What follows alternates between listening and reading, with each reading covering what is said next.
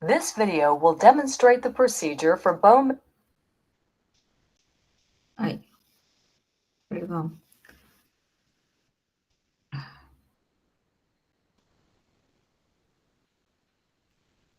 Ya, ahí nomás lo voy a dejar, ahí se ve. This is a video in clinical medicine from the New England Journal of Medicine.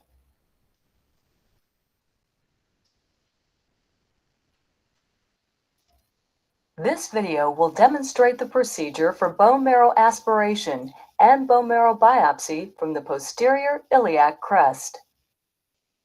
Obtaining a bone marrow aspirate and core biopsy is often necessary when evaluating a patient who has a hematologic abnormality.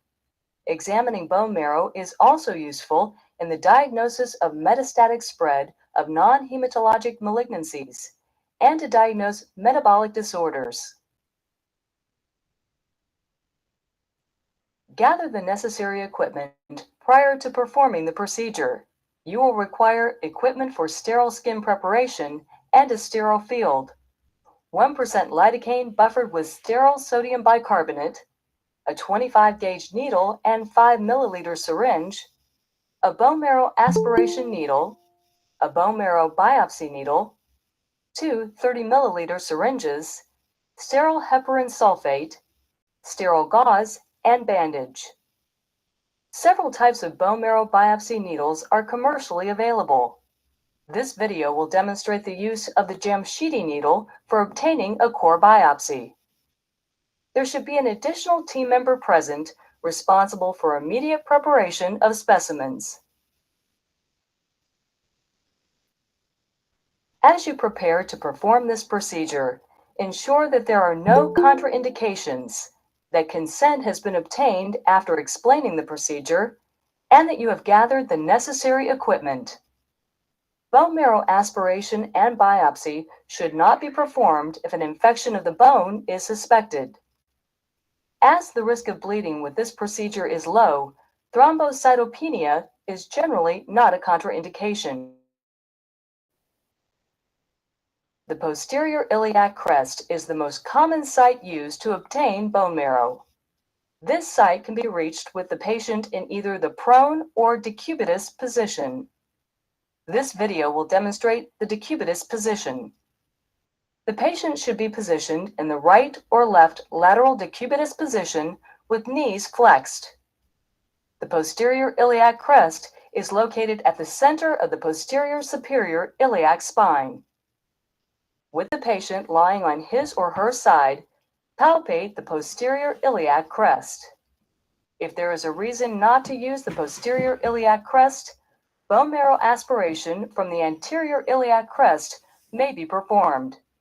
Though the sternum can be used to obtain a bone marrow aspiration under exceptional circumstances, it is not suitable for a bone marrow biopsy.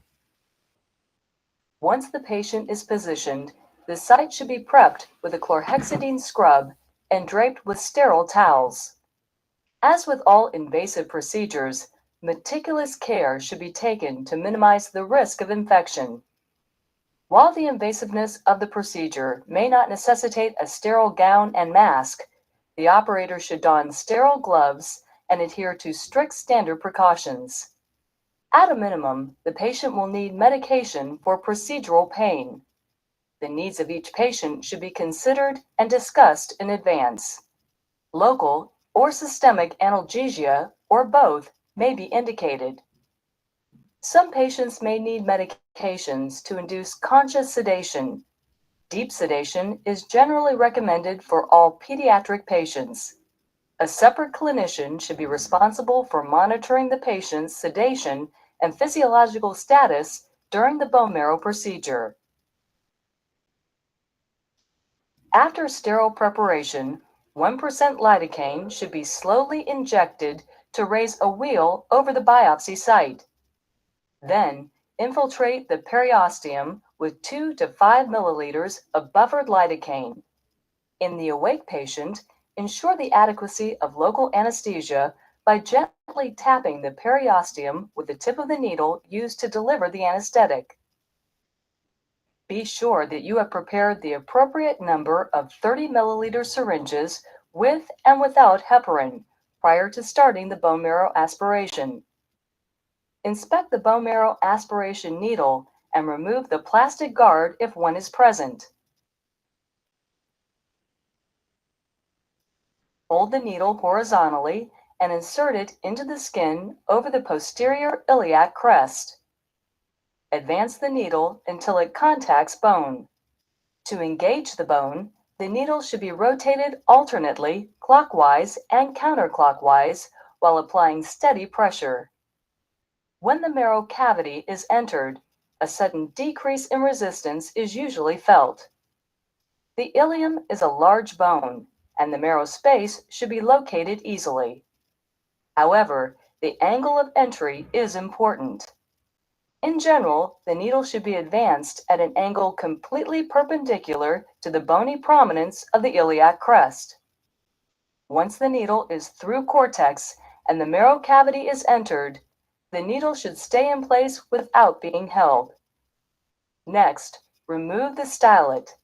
Attach a 30 milliliter syringe without heparin and aspirate 1 milliliter of marrow with a firm pull. Since the aspiration itself can be particularly painful, it is prudent to warn the conscious patient before you aspirate. Note that you may hand a syringe to an assistant or pathologist, taking care to maintain sterility. The non-heparinized aspirate should be used to prepare specimen slides. Adequacy of the specimen can be verified by the presence of bony spicules in the sample. Next, aspirate marrow into syringes containing 1 milliliter heparin as needed for diagnostic tests. Remove the aspiration needle and apply pressure with sterile gauze until you are ready to perform the biopsy. A bone marrow biopsy is often done following a bone marrow aspiration. Maintaining sterility, obtain a bone marrow biopsy needle. Holding the needle between your palm and index finger, insert the needle into the patient's skin and advance until it touches bone. If an aspirate has been performed, the same entry site through the skin may be used for the biopsy. However, a skin incision may be indicated if only a bone marrow biopsy is being done, or after an aspirate to allow for entry of the larger biopsy needle. While applying steady pressure, advance the needle with its stylet in place into the cortex by rotating back and forth. The biopsy needle should be inserted into bone at a slightly different angle than a previously performed aspiration. Once the needle is anchored in bone, remove the stylet. Continue to advance the needle 1 to 2 centimeters into the marrow cavity with a back and forth rotating motion. The stylet may be reinserted to determine the length of the biopsy specimen in the needle. In order to remove the biopsy specimen, it must be detached from the surrounding marrow and bone. Do not pull the needle straight out, as doing so may allow the specimen to remain attached to surrounding marrow and prevent it from being removed in the needle. Rotate the needle 360 degrees several times in both clockwise and counterclockwise directions prior to removal. The needle should then be rocked back and forth to ensure detachment of the specimen from surrounding marrow. Slowly pull the needle out while continuing to rotate. Remove the specimen from the needle by inserting a sterile probe into the distal end of the needle and push the specimen through the hub onto sterile gauze or a slide. Inspect the specimen for adequacy of marrow. Apply pressure to the biopsy site with gauze until any bleeding stops, and cover with a bandage or pressure dressing.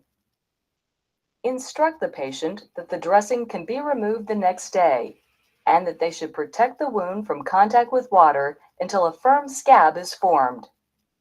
Any substantial bleeding from the site should be reported to the physician.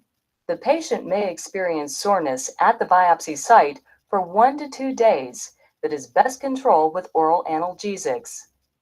The patient should be instructed that anything out of the ordinary should prompt physician evaluation. Occasionally, bone marrow cannot be aspirated. A dry aspiration may be due to inadequate angle of the needle insertion. In this case, repeat needle placement should be performed. A dry tap can also be due to underlying bone marrow disease, such as myelofibrosis or certain hematologic malignancies. Removal of the biopsy needle without breaking off the core specimen is a common problem. In this case, reinsert the biopsy needle, ensure that the specimen has been detached from the surrounding marrow before removing the needle, and be sure to remove the biopsy needle slowly while continuing to rotate the needle. If the core specimen is too small or contains too much cortex and too little marrow, consider obtaining an additional biopsy specimen. A technician is often available to assist with preparation of the bone marrow aspirate and bone marrow biopsy. Aspirate smears may be prepared at the bedside from unheparinized bone marrow aspirate. This should be done quickly to avoid clotting of the specimen. Bone marrow aspirate may also be sent to the lab for further analysis in heparinized syringes. The core biopsy specimen should be collected onto a sterile gauze or slide and inspected for adequacy of marrow. The biopsy specimen should be at least 2 centimeters in length in an adult patient. If desired, a touch prep of the biopsy core can be made. The touch prep can allow for morphologic analysis similar to that obtained with an aspirate. After the touch prep, the bone marrow biopsy specimen should be placed in a proper sterile specimen container. A bone marrow aspirate and biopsy are useful tools in assessing a variety of hematologic, oncologic, and other disease processes that may involve the marrow space. Attention to detail and care for the patient can yield valuable information that is not available by routine blood studies.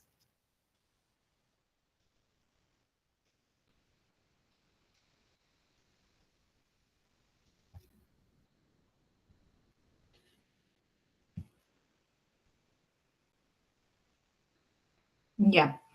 Ok, entonces, ¿alguna pregunta? ¿Algún comentario? ¿Están despiertos o todavía están dormidos? ¿Mm?